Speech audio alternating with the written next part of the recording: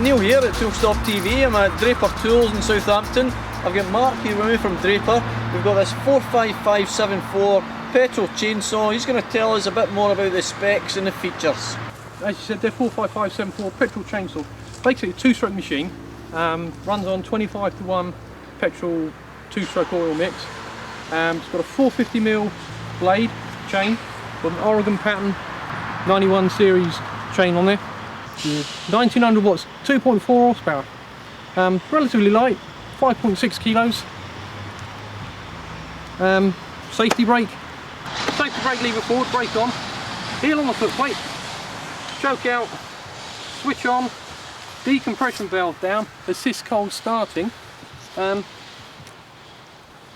off we go.